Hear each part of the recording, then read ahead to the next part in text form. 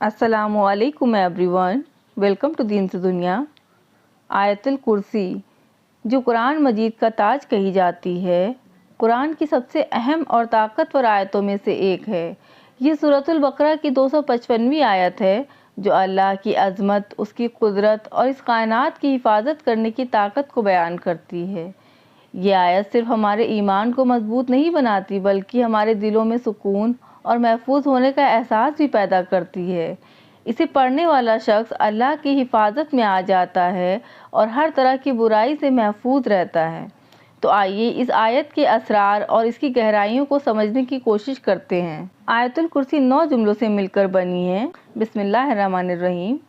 اللہ لا الہ الا هو الحی القیوم نمبر 1، لا تأخذہ سنۃ ولا نوم نمبر 2، لہ ما فی السماوات و ما فی الارض نمبر 3، من ذا الذی یشفع عندہ الا بإذنہ نمبر 4، یعلم ما بین ایدیہم وما خلفہم نمبر 5، ولا یحیطون بشیء من علمہ الا بما شاء نمبر 6، وسع کرسیہ السماوات والارض نمبر 7، ولا یؤودہ حفظہما نمبر 8، وہو العلی العظیم نمبر 9۔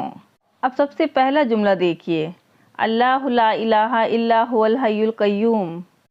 یہ بہت ہی خوبصورت جملہ ہے جو کہ اللہ تعالیٰ کے 2 ناموں پر ختم ہوتا ہے، الحی القیوم، یعنی ہمیشہ زندہ رہنے والا اور ہمیشہ قائم رہنے والا۔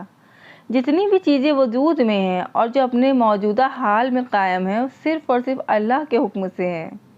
اور حیرت انگیز بات دیکھیے، آخر کے جملے میں بھی اللہ کے 2 ہی ناموں کا ذکر ہے جو پہلے جملے سے اور لاسٹ جملے سے بہت ہی کامن ہے۔ لاسٹ جملہ کیا ہے؟ وہو العلی العظیم۔ پہلے جملے میں کیا تھا؟ الحی القیوم۔ آخر جملے میں کیا ہے؟ العلی العظیم، یعنی سب سے اونچا، سب سے بلند اور سب سے بڑا۔ اب اس سے پہلے میں آگے جملے کی طرف جاؤں، میں آپ کو سیکیورٹی سسٹم کے بارے میں ایک بات بتانا چاہوں گی۔ ایک سیکیورٹی گارڈ کا کام بہت ہی مشکل ہوتا ہے۔ اگر آپ فرض کیجئے کہ آپ ایک سیکیورٹی گارڈ ہیں تو پھر آپ کو صرف ایک ہی بوتھ میں بیٹھے رہنا ہے اور آپ کو CCTV فوٹیج کو گھورتے رہنا ہے، اور وہ بھی گھنٹوں کے لیے۔ کیا وہ فوٹیج ہلتی ڈلتی ہے؟ نہیں، وہی سیم پکچر بار بار ریپیٹ ہوتا ہے اور اسی کو آپ کو دیکھتے رہنا ہے 8 گھنٹے، 12 گھنٹے یا اس سے بھی زیادہ۔ اور کیا ہوتا ہے جب آپ کسی چیز کی حفاظت کرتے ہو تو آپ سست ہوتے چلے جاتے ہو اور تھک جاتے ہو۔ اس کے آگے کیا ہوتا ہے؟ پھر آپ کو نیند آ جاتی ہے۔ اور اللہ تعالیٰ اپنے بارے میں یہاں کیا کہہ رہے ہیں؟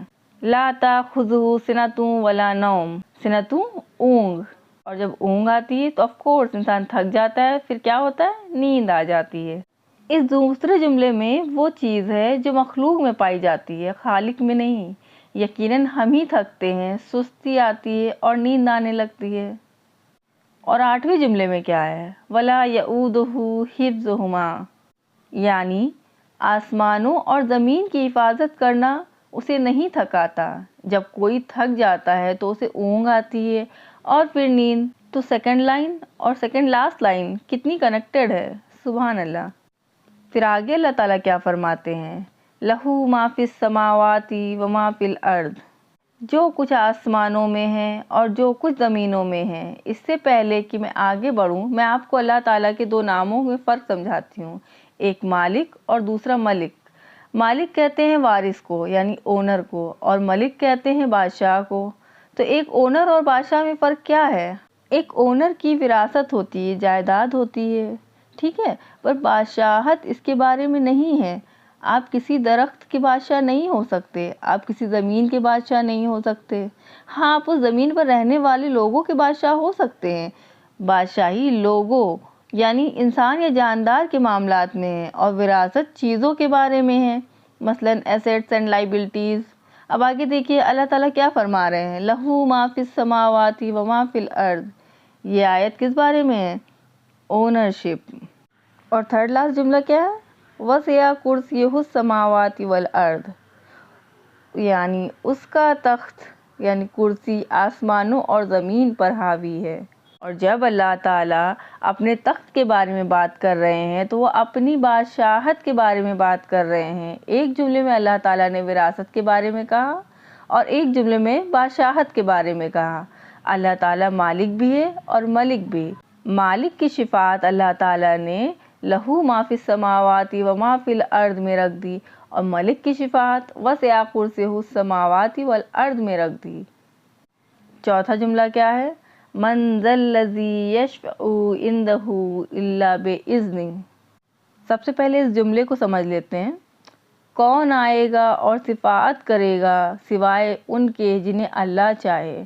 اب سمجھیے صفات کیا ہے۔ مان لیجیے کہ آپ اپنی نوکری بس کھونے ہی والے تھے کہ تبھی آپ کا کوئی رشتہ دار یا دوست جو وہاں کا مینیجر ہے آ کر بولے کہ نہیں نہیں نہیں، اس کے ساتھ تو ایسا نہیں، اچھے سے سلوک کرو، اس کے ساتھ ذرا آرام سے پیش آئیے، تو یہ صفات ہے۔ قیامت والے دن ہم سب بڑی مصیبت میں ہوں گے اور وہاں کوئی شفاعت کے لیے آئیں گے، کہیں گے یہ ہمارے ساتھ ہے، اس کے ساتھ ذرا آرام سے پلیز۔ ہم اللہ تعالیٰ سے دعا کرتے ہیں کہ ہمیں ان لوگوں میں شامل کرے، ان میں بنائے جو قیامت کے دن آپ صلی اللہ علیہ وسلم کی شفاعت نصیب ہو۔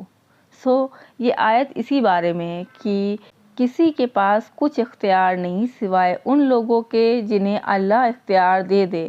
پھر اللہ تعالیٰ فرماتے ہیں کہ وَلَا يُحِيطُونَ بِشَيْءٍ مِّنْ عِلْمِهِ إِلَّا بِمَا شَاءَ، یعنی یہ کچھ نہیں جانتے، کچھ احاطہ نہیں رکھتے سوائے اس کے۔ اب دیکھیے چوتھا اور چھٹا جملے میں اللہ تعالیٰ کے ایک اسٹیٹمنٹ اور اس کے بعد کچھ ایکسیپشن کے بارے میں ذکر ہو رہا ہے۔ بیان کیا تھا کہ شفاعت نہیں کرے گا سوائے ان کے جن کو اللہ اجازت دے دے، اور اللہ تعالیٰ کیا فرماتے ہیں؟